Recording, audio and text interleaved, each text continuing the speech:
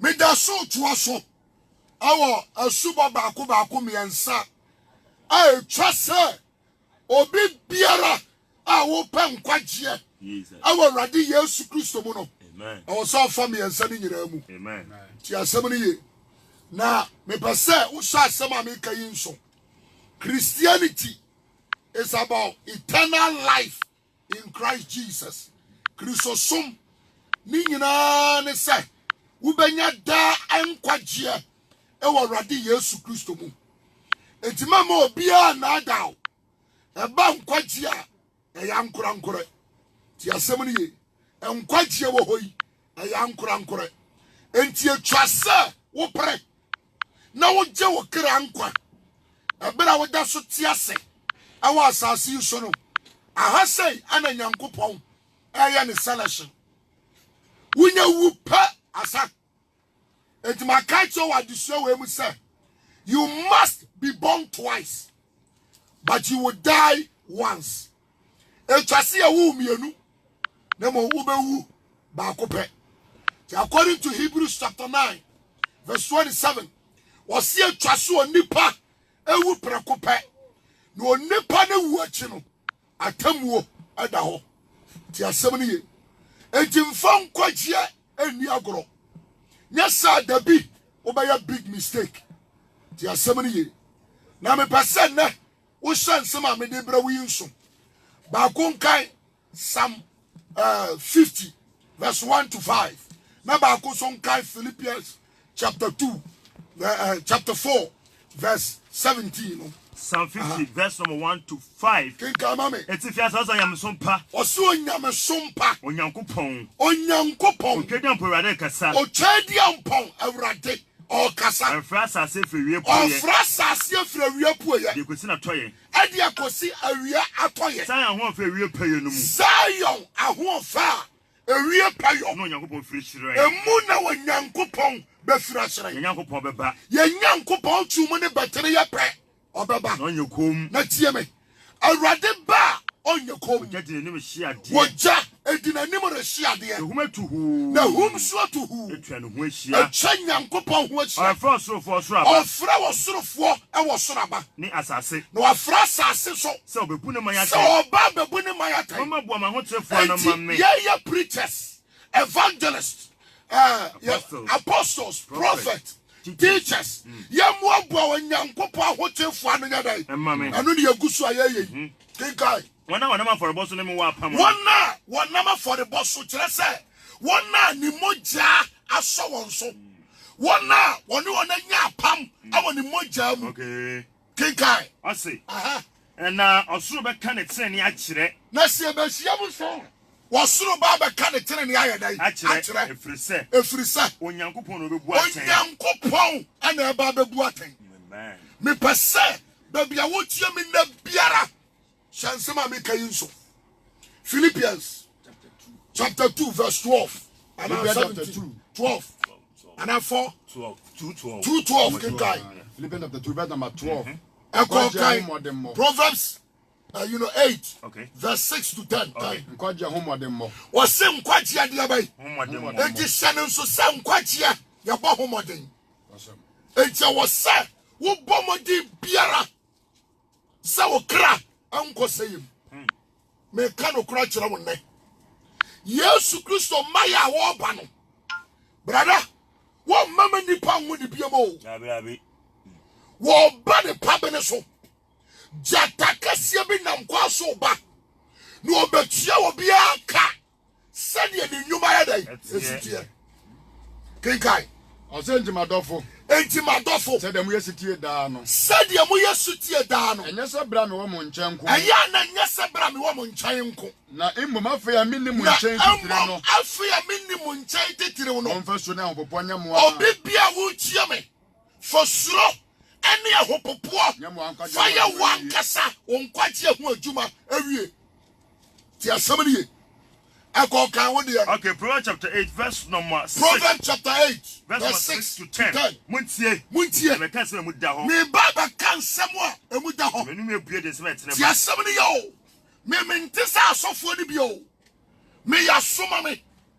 I have a mandate from above ti asɛm no ye enti wasoma me na manum nsɛm a mede ba na yɛrɛ kenkan ma me emu da hɔ manum nsɛm na mu da hɔ na manum apie na manum so abue nsɛm a ɛtene ba ɛde nsɛm a ɛtene ɛna ɛba na nokora firi manum nokora wɔno ne kristo nokora afiri manum na manum akyiwadeɛ na mano akyiwadeɛ ɛne abɔnefosɛm manum nsɛm nyinaa manum nsɛm nyinaa a meka ɛnam tenene mu adeɛ kyinkyim adeɛ biara akyinkyim anakyea anim kasa mekasa mu da hɔ ma wɔn a ɛpɛ nkwagyeɛ wɔn a ɛpɛ nhunumu gyeme so kasa amen sɛ ɔso kenkan mekasa no ɛtene ɛma wɔn a ɛhunu nimdeɛ momfa matenatene ɛnyɛ dwetɛ o na momfa nimdeɛ na monyɛ sika a wɔyiyi mu wɔ nyansa wɔ hɔ yi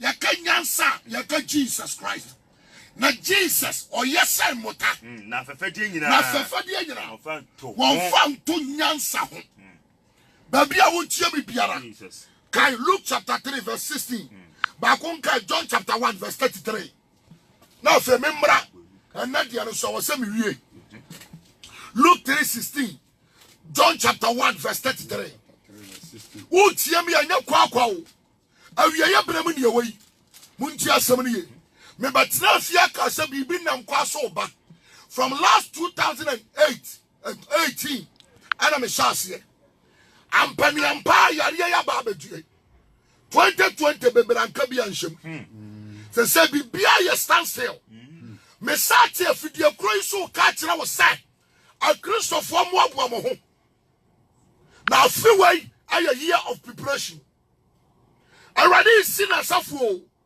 2021 22 23 the enam kwaso a eba no a better coronavirus and to prepare boaboa wo ho esie kenka ma me Luke chapter 3 verse number 16 o se dai Yohane bua won nyina se Yohane abua won nyina se me de me de nsuo na me boasu na de ne ho yɛ den se me ba na de ne ho yɛ den ne de asere me no wayare ba ti asɛm ne ye hwɛ ma me ka kyerɛw me sia subo ɛyɛ me yansa ɛwɔ sɛ ofa ne nyina mu questions pa nkrofo fra me bu sɛ ne ye sɛ papa obi betia fa last one mu ɛyɛ baptism of suffering anaso ɔtaye subo ne mu ansa na honhom na hye no amana ba benya second one and first one and I'm see that the reason is say honhom konkro na wa betere wo mu no wono no obua am wa fa last one mu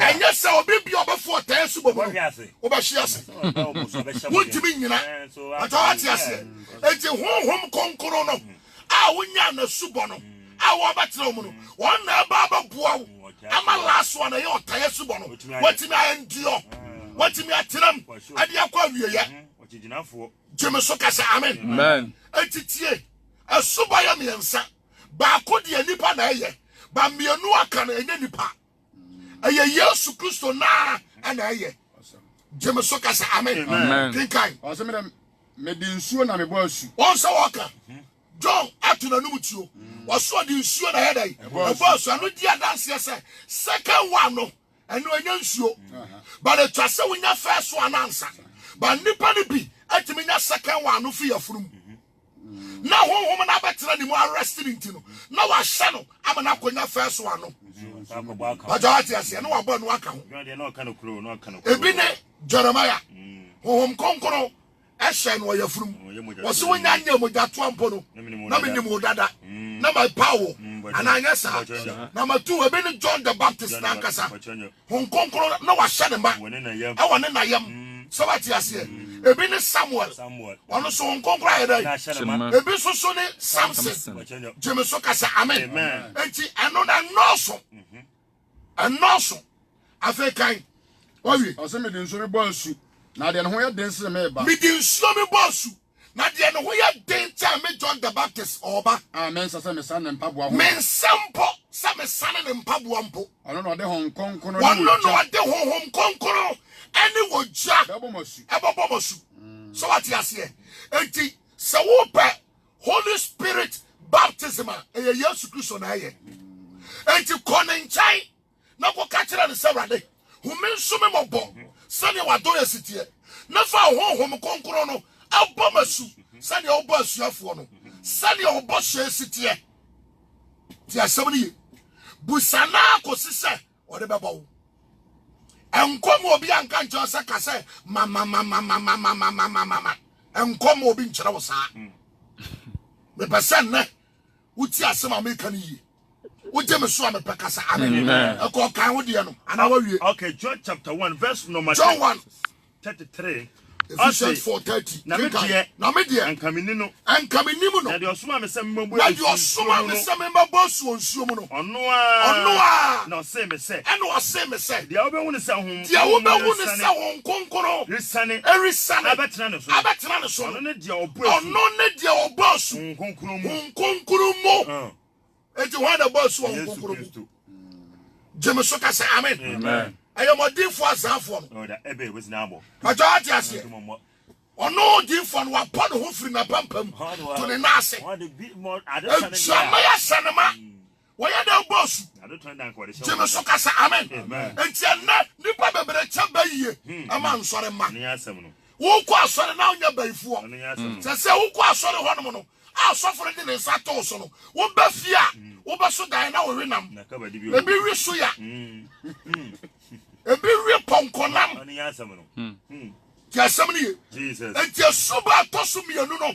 eni sobro so oyomu eni anointing oyomu eni sobolo mu eni kosia kokomu eni brakase eni jore eni chirimo na aye Yesu Kristo na aye uje me so me pekasa amen kinka wo dia Ephesians chapter 4 verse number 30. afia ko bra yanko you Luke 12 no 49 to 50 kinka ose na mo ho nyankopon honhom konkro wose men ka che se men ho nyankopon honhom konkro odi asomo anoma odi asomo anoma de bai enti de wanya the Holy Spirit oni nkwa me pesa na wa wutie bibia hyansema me kan so sa Bible ka japadia he's talking about the Holy Spirit ti asem ni yo wase mu nipa mpo anim ne pa mo de mamoma empra he ana de obusa moja wosoro honkonkoro no wanya dai onfa ma no ma me wo musaye kai odi ana yantam na me mra okay Luke chapter 12 verse number 49 to 50. What's it like? If you ask us, I could you home come share. What's say? I could ye tiatifia no. Enti Kristo som. Amania wom. Abra wom. Yesu Kristo say. Sa obi so obedi machia. Ono so so na senua. Akasa senua so adafo. Dey be ye be di there be onyame na dwuma. Obi yo. What's here? Kinkai. I say okay, I say my base. Me meja so asase so Yesu Kristo ni wo se ne maya wo ba ye no ba ko ne se obama eja aso wa asase so dada na se dana so dada na de na me hwehwe se na de na me hwehwe se esubo bi wo ho a esubo bi wo ho obopome ho yira me na me ho yira me ko se obawie me bo ko se obawie me bo ame ka se mo nkyerɛ time ana bra wo de babo se so no wanka na se me ho yira me ko se wo se me ho yira me eko sisa obabo masuna wie enti eye process hwe mama ka sam nkyerɛ wo ko twe mpana na wanya yare step by step anya no ne yeka da bia no nka ho baptism of suffering there eye obi a wonya bɔne o ti asɛm ne enu me ma yeka yanko biem yanko Matthew 20:22 to 23 na ba ko sum bie 1 Corinthians chapter 12 verse 13 to 14. Matthew 20 verse number 22 to 23. Sesa me say ye di nsuo pete wo so a ebra wo ti asie die ko hwehwe subo papa na wa hwe abeberagu se de franka hujawa se ama wa boja tra anya subo me ka no kra kire wo aberwa so be ne aberwa wa gira de we na boja tra sa we ya kola ketekete ne obo wasu awo Roma sorry them be careful unya subo munti asam ni yo me pese Yesu Kristo osa ya de ne kwa asori dem ko shira no ya nkobo na su ya di nsia pete wo so a wa nko akwa subo papa wo be ko jem amo bia nka nkyerɛ wo sɛ ɛyɛ asetere ne hia asubo asetere ɛne sɛ woni Yesu Kristo abomawu na na boma ti asɛm ne ye. Baptism is a symbolic of the resurrection. Asubo ɛyɛ ahyɛnsodeɛ, but saa ahyɛnsodeɛ no yɛyɛ no according to the Nyankopɔn aka ɛnyɛ deɛ nipa susu adan we se na fisura abɛyɛ no ti asɛm ne ye o ɔno wɔ sɛ deɛ fisura abɛyɛ wo so se dɛ gyeme so kasa amen. Ethiopia Enoch wosia Nyankopɔn soma Stephen okɔbɔ na su wɔmfa nsu Philip wɔmfa nsu ampete no so dabi ade se ode kan yɛ baba Nicodemo ayɛfa ne sɛ papa we baako yi Acts chapter 10 no Cornelius onya subo papa ɔne ne fiefoɔ na ka original one yampete wɔ mo so dabi wankase ɔyɛ adɔyɛ abɔ mpa yɛ nti ɛno ano no ma qualify no wɔkɔ heaven. Me pese na ama sofo bi anadaw ma yemfa unkoko ensuo mpetepete so se wanya nkwagye jeme so kasa amen. Monkenkan. Okay, Matthew chapter 20 verse number 22 to 23. Yes. Okay, baba monkenkan asena Yesu bua se Yesu Kristo bua se munim dia mubisa metu anum kuruwa amereba no ano ana won se we no ne Zebedeo mano James ne John and John and now Yesu bi so mo se na kuruwa mema no mano no mo betimi anoma no bi was say ne say o ka kire ne se ye betumi no say one say ana Yesu say one say kuruwa de mi kuruwa de mo benom na menim fa ne me gonkum na menim fa ne me bankum tira de anyame na ne dia me de ba ma mo tie kenkan was say anyame na me de ba ma mo nyame na me de ba ma mo o de ba ma wana Jesus asiesia ya de ba ma enti Yesu say kuruwa obanoma no obusom so betumi no so botum wonim sa de we na hu Yesu Kristo Gethsemane sa suffer wenti obompa how many times? 3 times. No why the moja so ni fifth because masa odifo no obe fasa de wa ma obi a him kesuogu no so na pa kura na jere ni ya bona sum se pa papa na ka se mi se otiso obi preach oba eno osi asotro na omo boy Yesu no Yesu baba be retaliate oba no wa be yin ho no ti asem ni ye o je me so me pekasa amen shani ma Yesu famu kan wo de no First Corinthians okay 53 verse 3 First Corinthians chapter 12 Trotro quotation ni nyina go dia wonna mu na bia se no kwasem ne se wo ye Kristo ni mapa na wanya honkokro subo no kuram na sa wonna mamane mu a count it all joy ma wani nje ma wani yadai anje na shawrade animonyam enkasa ntie Nyankopon na obi a befam nti bia wo die mu na wonam no eno obi fra me o se papa me so daye na mmema me yensa ene me bompa na o maka chem so ma hyemedere. That is the baptism of suffering.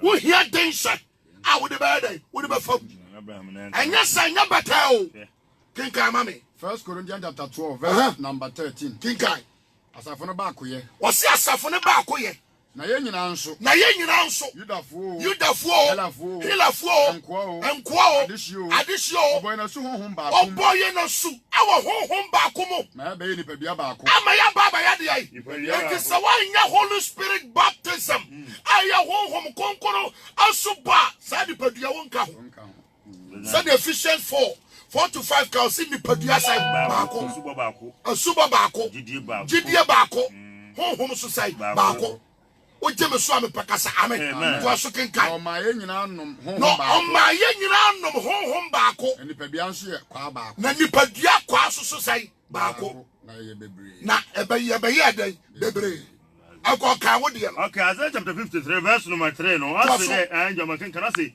awobu na nim tia why no obu na nim tia Yesu Kristo it is hunu say wo so ba Kristo mu a ye bebu onim tia etola bia abusuan fa wonya hwe Etola bia anamfo nyina ba po. Wishi wa chia o atele. Ya semne yo. Atela podole. Wo bu Kristo animtia. Kinkai. Ase wo bu n'animtia. Wo bu n'animtia. Na mmarima po no. Na mmarima po no. Oyo nipa. Oba be yo nipa. Ohunu ayaya de. Ohunu dia bai. Ayaya de. Ohunu dia bai. Ayaya de. Enti wo so ba ho bi. Ti asɛm ye. Enya obi a wakɔkye mpra anya HIV anya gonorrhea. Ɛna ɔsɛm dia me ba awurade mu bra na me brɛ. Why ya abortion tie? Abra wonya nware ye no. Why ya abortion yegu? Ugo ware ya wo ma. Usikristo so abeba mu no me brɛ. Ba sisa wa. Enya no na me ka. Wa ka ento be je ka. Jemi so kasa amen. Amen. Me sia na ho nipa ye wicked. Oba basia ti me nyamsen. Brother, na wa wo wi a na ono ma petasi odi kum ne yam kro. Wo ba kwa no wabo. Ni kro kasa no wa no atuchi kama no. Adenti awabo. Fufuro obedi no wade sia bofa bobo tuna ahwefom. Mbacho, uni wade aso aka obuza sister who ya first sister cause. Adoma. Who ya for say Ewrade. Eh, adom. Ewrade na ma wa petasi sanom. Aja adom. Eno me kasa mi wa ha. Enam say nipa bebra wo foforo nye. Ye nya Holy Spirit baptism. Ye super so nye. Enti ama won konkuru timi metena ye mu. Ni asam. Enti ama wo da na honhom ne wada. Bebre dadi wada yam. Obi ntimi mfa bone nche. Obi nya ne nua homena sepo. Ni asam no. Okwa asore ne sai owu a ye basie no. Okwa asore se obenya yere, obenya kunu. Okwa asore se obetu kwan. Enti so okọ na sa honam niam ne nsa nka wo se Awurade adini hwamo. Wonim se ya ba COVID-19. Wonim se bebra ye we. Bebra hwe ase. Bebra gidie mo ato. Bebra hwe ase. Because we nyan chere papa.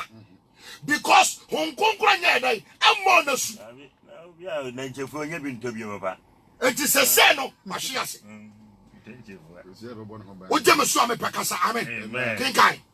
Ase wo bu n'animtia. O bu Kristo animtia. Yo na ase oyo nipa. Oye nipa. Ohunu ayaya de. Ohunu ayaya de. Ohunu mi ya de. No onim ya de. Na wo bu n'animtia. No bu n'animtia. So obia. Nipa yi wani ehinta no. Nipa yi na mi ayadai. Ehinta no. Eti sa na oba Kristo ba ye bepo. Na wo mu no hwe. Abrantie, sa wo tie mi asachara. Na for the right procedures. He wonim so obi obefa pono ne. Mpoma ma wura mu bia ne ye bepam no. Ah, wan pam won sai baba. Yesu na ba yi na free. Na sa ya kronfo. Because one fa kwan pa so. Eyewi. Won say look no.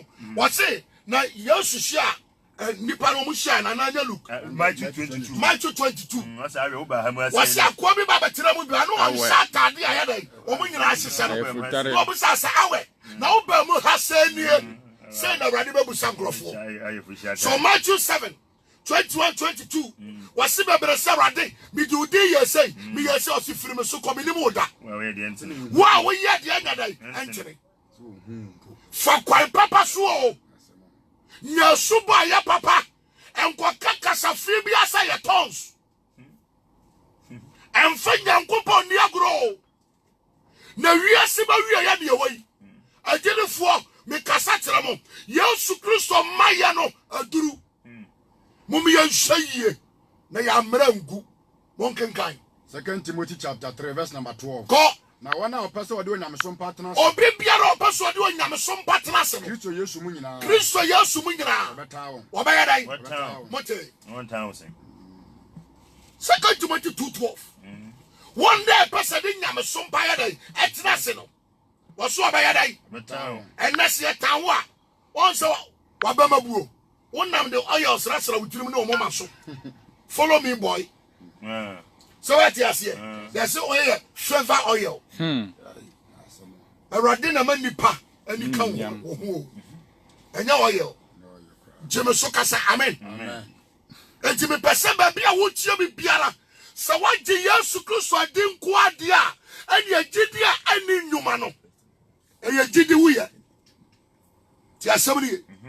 Gidia biara ani nnwuma no. Eye gidia dia bai. Wuye. Kaima no sojo obi anyu abefagem. Okay. Na momra John 15:13-14. Okay. Na ba ko so nka John 14:23 yantam. Colossians chapter 3. Kinkai. Verse number 13. Colossians 3:13. 1 Corinthians chapter 3 verse number 13. Kinkai. Atifiasa mo say. Okay, akyerɛkyerɛfoɔ asɛdeɛ. Akyerɛkyerɛfoɔ asɛdeɛ. Ɔsɛ obiara nnwuma. Obi biara nnwuma. Bɛgye di. Ɛno na yɛfrɛ no sɛ didie ne yɛbɛsɔ ahwɛ. Enti ɛka wɔ tayɛ so ba asekyerɛ nyansa yɛ test. Awurade de ba bɛ test wo sa ampa. Wagyina di ampa. Obiara nnwuma bɛgye di. Wɔse me nka kyerɛ wo sɛ obiara nnwuma bɛyɛ dai. Ɛbɛda di. Na ɛda no. Na ɛda no. Na ɛda no bɛyi na di. Na ɛda no na ɛbɛyi na die. Ɛfiri sɛ. Ogya mu. Na ɛbɛda die. Ɛna dwuma no bɛda die. Na sɛdeɛ obiara nnwuma teɛ no. Ogya no bɛsɔ ahwɛ. Ogya no bɛyɛ dai. Ɛbɛsɔ ahwɛ. Ogya a wɔkai ayɛ the Holy Spirit. Ogya no ɛbɛsɔ obi nnwuma ase. Ɛno a meto nnwuma no. Yesu enka metumi ya me de obahyɛ kyerɛ Yesu mu oduo wa wotam posa wontumi no fani si wo wotam sɛ bɛzɛ ne Jesus jeme so kasa amen obiara dwuma bɛyɛ dai obɛdaji ɛwɔ so bɛyɛ wadeɛ na hyew na sɛ wantumi amfa nkyɛ no a wongye Yesu niye so ɔnsade ade ne teɛ fa so kenkae ɔse obiara nnwuma bɛdaji obiara nnwuma ɛbɛfa gyam Because verse 14 kinkai na so obiara nnwuma ɔto si so gyina na so obiara nnwuma wɔto si so ne gyina obɛnya akatua sandi pa ne bɛnya de ai akatua dan kwano no so wɔsɛ hon konkro sɔwa no ɛma wɔgye da ɔse kinkai so obi adwuma hyia so obi adwuma nso hyia ɔbɛhwere adeɛ ɛne ɔbɛhwere adeɛ ɔno ara deɛ ɔbɛgye ne nkwa nanso ɛte sɛ sɛnea ɔnam gyam ɛte sɛ sɛnea ɔnam gyam wogye me so a mepɛ kasa amen ti asɛm no ye enti sɛ Yesu no woso bɛdi n'akyi di a fa kwan papa so ɛnkɔfa mporoma mu nwuram na sɛ ɔbɛyi wa pie Job of a baptism of fire. Job anya boni o Bible say Job na watene odimu na wosuro rade wa anya boni but bonsam ko nyankopa ho kwaje permission ebe so Job yadai ahwai na yire kro ne dakata so se won kasantie nyankopon na wonwu ene wo se wo kasata ma jimifo ni bi se nkwasiafo so a tie awiai me kasatere nyansani nya bakwasia tie nsem a me kari ye na yakokobo hyewa wo foforo ni ye ade enti na wo da honhom ne wo da wo ba ada Yesu Kristo timu a bonsam so tu dimu atirantue on sa kono da so ti wo mu Bible say won na ye Yesu Kristo dia abo won nipa dia wo honam ane de dia ne se so dia ane na kono asanuam aya dai na wo dia adwaman da so ti wo mu wano ya wo mu he ahwantai ebutu so Yesu Kristo se ya nhwe ne nhia no efisa wojo na wo bra ne ho ase akomam Christianity ejira sa de ma mienu yi so no kwaridie justice ujeme so abe pakasa amen unu ya obone 3 years untimi mfa nchen no uka unu ya kira sam bone nso hu na wo sere hwe nanim uzo ye wudini monken kai mame John 15 number 13 obi ne dokase a esin yi eko 14 John 14:23 kenkai Osi obi ne dokase a esin yi obi ne dokase a esin yi so obi ne kra to ma na so obi ne kra ato ma ne namfo se moyo ase se moyo de me hyemo a na moyo me namfo ene na moyo me de ai me namfo ha se wo papa pa e fro se wo ye na namfo who say be yefe asemi ono baka every secret and that is the Holy Spirit you are beyond. Okay, John chapter 14, verse number 23. Kinkai. Yesu buase ne se. Yesu Kristo buase ne se. Bitomia. Se obi domia. Obedi mensam so. Na meja beto no. Na meja ebeto no. Ye beba ne nchen. Na ye beba ne nchen. Ye beba be ntena bia. Na ye baba ya ne tena bia ne nchen. Wa huru Yesu da. Anka sa omo bro ni picture no a Omode ka wo fa bi mo anto phone so anfa bi nto sideboard so Sebastian Powell. ano ne ade ana em nwanwa no They can rise some.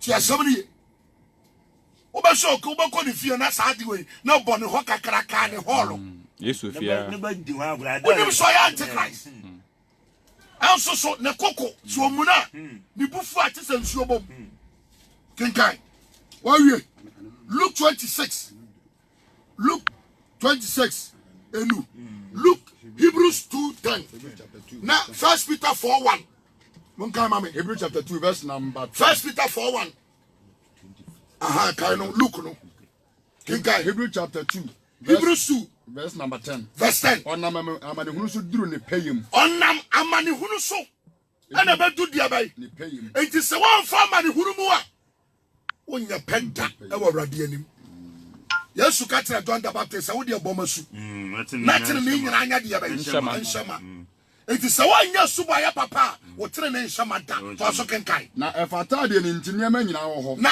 efata de onu ni nti eniama nyina wo ho sa bebre na nam ne so Na nyama nyina wo ho. ena Christopher ya mpebre mesi okodwom ne na ya ntade a wo se awrade adini hwamo da krupe o Dakrope. wan ya ntade a nyankopo adini hwamo no aye basa asore dem kwa no opara wo mpra bi I'm going to hear me when I say it. Yeah, akodi ni kura tam na ni kura hye na ni so wo se awrade ni na ni ye so ati ase enti na Ghana fo nwom ayeto anyom to fo so mo yetena emu nine omo nwom to nyina ya desere o huru Yesu no ache nkoto oba huru Yesu abi abuti enti obi abuti ka no anya nkwa and I went to some now when you be there. jeme so kasa amen enti anyom ya wo so mo ayo mo ye o chi truck no o chi truck se abeto nyuma be huru Yesu nti se Yesu amana si mansions obi be huru Yesu on si daita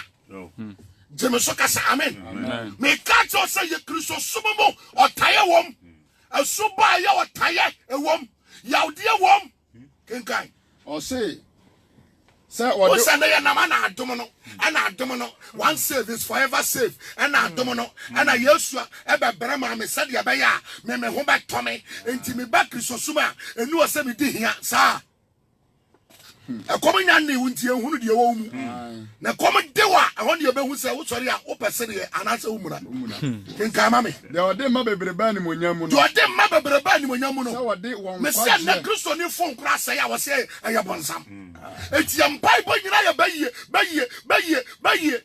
me so me wuro wo Kristo de abaifo aya ne da jeme so kasa amen kenka ma me o se wode won nkwaje safo hene. wode won kwaje safo hene Na amanehunum beko payem. wode beko de bai payom Edimu. wo ya cha Paul ti asi Peter ase abona sanuam Maria wo Yesu Kristo ya de chisisi na pampam abai dabi onu ya chicha no ana Mary Magdalene ya de chisisi na pampam apai na pampam for o piano ni so boy oh God heaven no wo so wo ba ya ade anu afam obi nam no poli kura wa hwefo bo no poli ye wo so wo bre Okay, Luke chapter 23 verse 39.